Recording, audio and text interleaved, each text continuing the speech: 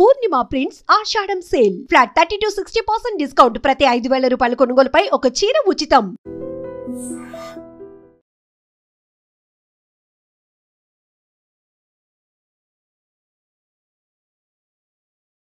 BJP రాష్ట్ర అధ్యక్షుడి ఎన్నికకు సంబంధించి కసరత్తు జరుగుతోంది. దానికి సంబంధించినటువంటి ప్రాసెస్ కూడా షురూ చేసింది కేంద్ర బీజేపీ నాయకత్వం. అయితే తెలంగాణకి సంబంధించి ఆదులోనే ఒక కష్టం ఎదురైంది, ఒక ఆటంకం ఎదురైంది. మీకో దండం, మీ పార్టీకో దండం అంటూ MLA Raja Singh, Goshamahal MLA tiger Raja Singh పార్టీకి రాజీనామా చేశారు. ముందు నుంచి ఎక్స్పెక్ట్ చేస్తున్నారు, తాను హిందుత్వం కోసం పాటుపడుతున్నాను, తాను రాజకీయాలకి అతీతంగా ఉండాలి అనేటువంటి ఒక ఉద్దేశంతో గ్రూప్ రాజకీయాలను తాను ఎంకరేజ్ చేయట్లేదు. చిట్ట చివరి కార్యకర్త దగ్గర నుంచి ప్రతి ఒక్కరిని కన్సిడర్ చేయాలి. నిజంగా నేను రాష్ట్ర అధ్యక్షుడిగా పర్ఫెక్ట్ గా సెట్ అవుతాను, నాకా అవకాశం ఇవ్వండి అంటూ ఈ రోజు పొద్దున్నే ఒక వీడియోని రిలీజ్ చేసినటువంటి టైగర్ రాజాసింగ్ కొద్దిసేపటి క్రితమే తన రాజీనామా పత్రాన్ని సమర్పించారు. ఇప్పుడు నేను పార్టీలో లేను, కాకపోతే హిందుత్వానికే కట్టుబడి ఉంటాను, నాకు ఈ పార్టీ తరఫున టికెట్ ఇచ్చారు, మూడోసారి నేను ఎంపికయ్యాను, పార్టీకి నేను రిజైన్ చేశాను, కాబట్టి మీరు ఇదే లెటర్ని స్పీకర్ కూడా అందచేస్తే ఎమ్మెల్యేగా కూడా నేను దూరం అవుతాను, బట్ హిందుత్వానికి కట్టుబడి ఉంటాను, గోషామహల్కి కట్టుబడి ఉంటాను. నన్ను పార్టీలోకి తీసుకొచ్చినటువంటి కిషన్ రెడ్డికే ఇప్పుడు ఒక లవ్ లెటర్ ఇచ్చాను, love letter in the sense నేను రాజీనామా లేఖని ఇచ్చాను అంటూ నవ్వుతూనే లోపల జరుగుతున్నటువంటి లోటుపాట్లు, గుసగుసలు, లొసుగుల గురించి మాట్లాడారు రాజాసింగ్. ఈరోజు ఉదయమే రాజాసింగ్ మాట్లాడినటువంటి మాటలు ఇవి. ఎవరు కావాలి, కేంద్రం నుంచి ఒక సిగ్నల్ వచ్చిందని ఆ విధంగా ఒక వార్త అయితే నడుస్తుంది. నా అభిప్రాయం వ్యక్తిగతంగా ఏంటంటే, భారతీయ జనతా పార్టీ ప్రెసిడెంట్ ఏ విధంగా ఎన్నుకోవాలంటే, బూత్ కార్యకర్త నుంచి సీనియర్ అధికారుల వరకు, సీనియర్ అధికారుల నుంచి పార్టీ యాక్టివ్ మెంబర్ వరకు అందరు కూడా ఓట్ వేసిన తర్వాతనే Bharatiya Janata Party Telangana president declare అయితే చాలా బాగుంటుందని నేను వ్యక్తిగతంగా అనుకుంటున్నాను.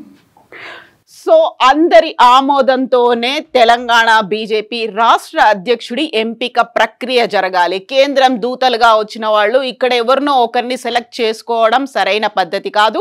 అందరికీ అందుబాటులో ఉండేటువంటి లీడర్ ఉండాలి. గ్రూప్ రాజకీయాలని ఎంకరేజ్ చేసేటువంటి లీడర్ కాదు. బీసీలకు ప్రాతినిధ్యం వహిస్తారనో, లేకుంటే వెనుకబడిన వర్గాలకు ప్రాతినిధ్యం వహిస్తారనో కాదు. అందరికీ ఆమోదయోగ్యమైనటువంటి ఒక లీడర్ని అధ్యక్షుడిగా ఎన్నుకోవాలి. దానికి నేను మోస్ట్ ఎలిజిబుల్ క్యాండిడేట్ అని ముందు నుంచి అనౌన్స్ చేసినటువంటి రాజాసింగ్ ఇప్పుడు పార్టీకి దూరం అయిపోయారు. గ్రూప్ రాజకీయాలకు అతీతంగా ఉండాలి. తెలంగాణలో బీజేపీ రావాలి అంటే జరగాల్సినటువంటి మార్పులకి ఆద్యుడిగా నేనుంటాను, మార్పులకి తగ్గట్టుగా పనిచేసే వాళ్ళు ఉండాలి, ఇంకొకరి ఒత్తిళ్లకు తలొగ్గేటువంటి పరిస్థితులు ఉండకూడదు అంటూ రాజాసింగ్ తన రాజీనామా లేఖని ట్విట్టర్లో పెట్టారు. దానికి సంబంధించి చేసినటువంటి ఒక కామెంట్ కూడా చాలా ఇంట్రెస్టింగ్ గా కనిపిస్తోంది. The silence of many should not be mistaken for agreement. చాలా మంది మౌనంగా ఉన్నారు, ఆ మౌనాన్ని అంగీకారంగా భావించవద్దు. I speak not just for myself but for countless కార్యకర్తాస్ and voters who stood with us with faith and who today feel let down. చాలా మంది తలెత్తుకొని సగర్వంగా మాకు ఓటేసినటువంటి కార్యకర్తలు ఉన్నారు, వాళ్ళందరూ తలెత్తుకొని అలాగే ఉండాలి, వాళ్ళని కిందికి దించేటువంటి పరిస్థితుల్ని తీసుకురాకండి. ఇప్పుడు అలాంటి పరిస్థితి వచ్చింది అనుకుంటూ రాజాసింగ్ కిషన్ రెడ్డికి ఇచ్చినటువంటి లేఖ ఇది. ప్రెసిడెంట్ కిషన్ రెడ్డికి లేఖ ఇచ్చారు.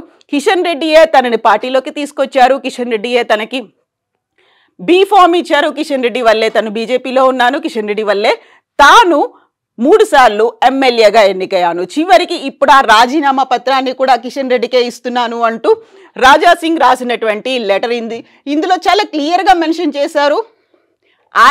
While I may be stepping away from the party, I remain fully committed to the ideology of Hindutva and the service of our Dharma and the people of Goshamahal.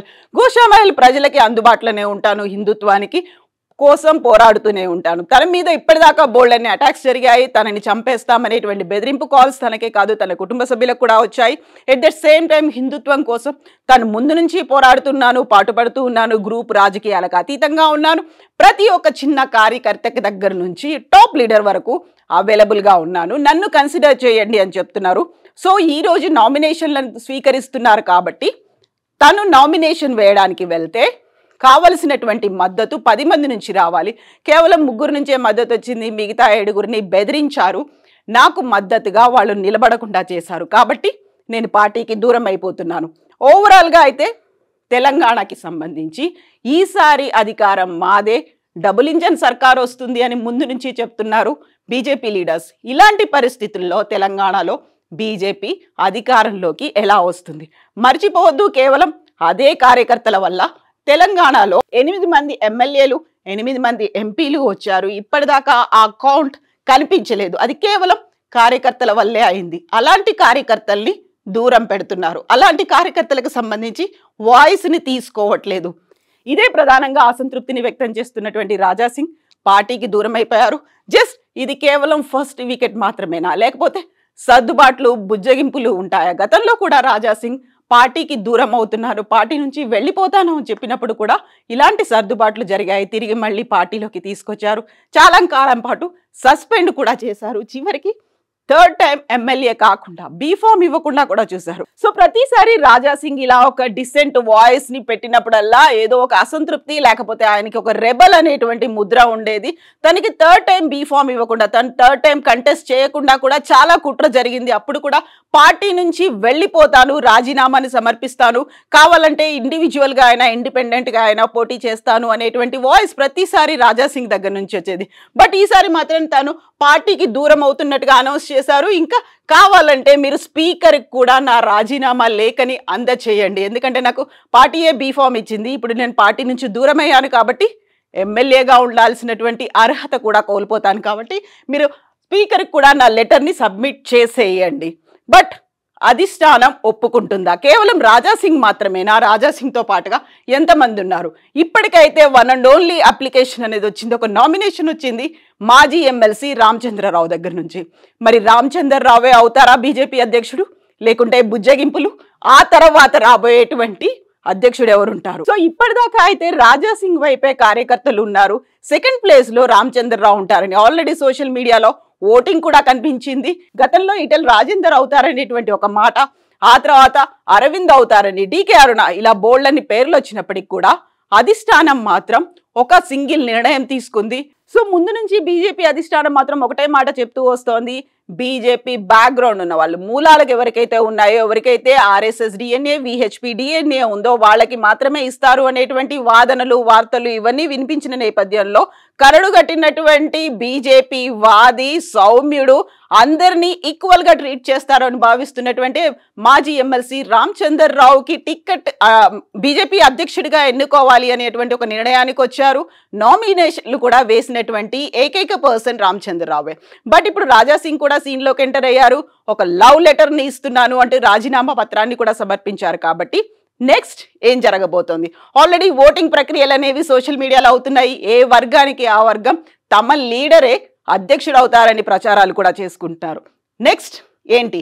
రాజాసింగ్ని బుజ్జగించి మళ్ళీ తీసుకొస్తారా, లేకుంటే ఆయన కోరుకుంటున్నట్టుగా అధ్యక్ష పదవి ఇస్తారా, లేకపోతే ఇంకొక ట్రంప్ కార్డ్ లాగా ఇంకొకరు ఎవరైనా అధ్యక్షుడు అవుతారా? బోల్డన్ని క్వశ్చన్ మార్క్స్ అయితే ఉన్నాయి. అటు కేంద్రం, ఇటు రాష్ట్రం రెస్పాండ్ అవ్వాల్సినటువంటి పరిస్థితి. ఏం జరగబోతోంది? Please comment.